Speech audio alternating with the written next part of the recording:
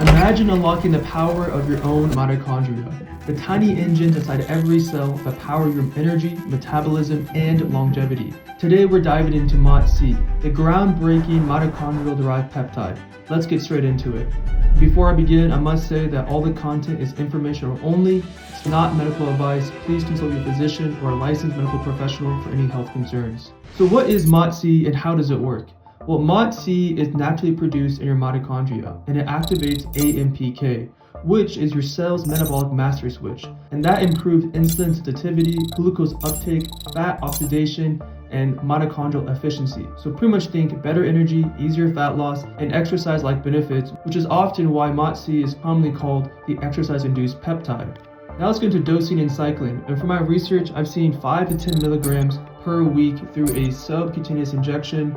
And I've seen this split up into 2 injections per week, 3 injections, or even 5 injections. I've seen all different variations. The most common is 3 times a week, so 3 injections split between the week. And then when it comes to cycling, I've seen 8 to 12 weeks on with 4 to 8 weeks off. Now let's go into cautions and counterindications. And for my research, the most common I've seen is headaches, fatigue, or actually trouble sleeping, especially if you've taken this peptide too close to bed, as many subjective experiences report an increase in energy. And then for counterindications from my research, any individuals are pregnant, breastfeeding, or have active cancers. So now let's go into Reconstitution, and I did my best to find the most popular amounts, which is a 5 mg and 10 mg. Starting off with a 5 mg, we're going to add 1 ml of bacteriostatic water. And side note, that's a 3 ml syringe, and then the option for using a 1 ml syringe. I need to clarify that in the graphic, but just let you know, guys, if you had any questions. But anyways, we do 1 ml of bacteriostatic water to the 5 milligram bottle of MOTS-C.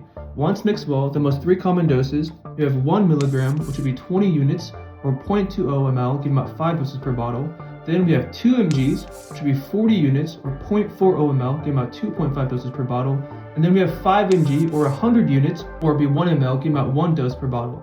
And then for more options, we have 500 micrograms would be 10 units, 1.5 milligram would be 30 units, 2.5 milligram would be 50 units, 3 milligram would be 60 units, 3.5 milligram would be 70 units, 4 milligram would be 80 units, and 4.5 milligram would be 90 units. And now moving on to the 10 milligram bottle. For Reconstitution, I would add in 1 ml of bacteriostatic water, and once mixed well, the 3 most common doses for 1 mg would be 10 units or 0.10 ml, giving about 10 doses per bottle. For 2 mgs would be 20 units or 0.20 ml, giving about 5 doses per bottle. For 5 mg, that would be 50 units or 0.50 ml, giving about 2 doses per bottle. And then for some more options, 500 micrograms would be 5 units, 1.5 milligram would be 15 units, 2.5 milligram would be 25 units, 3 milligrams would be 30 units, 3.5 milligram would be 35 units, 4 milligram would be 40 units, and 4.5 milligram would be 45 units. Well, anyways, guys, that's my quick video over MOTS-C. If you want to know more and get the full protocols, please check out Peptide Academy. It's an amazing group of like-minded individuals. I'll be in there answering questions. I'm also adding to it. Or check out my books on Amazon, Peptides Made Simple. Anyways, thank you for watching. Please like, subscribe, and share this with anyone that you think if they could benefit from this video. Have a great day and stick around for future videos.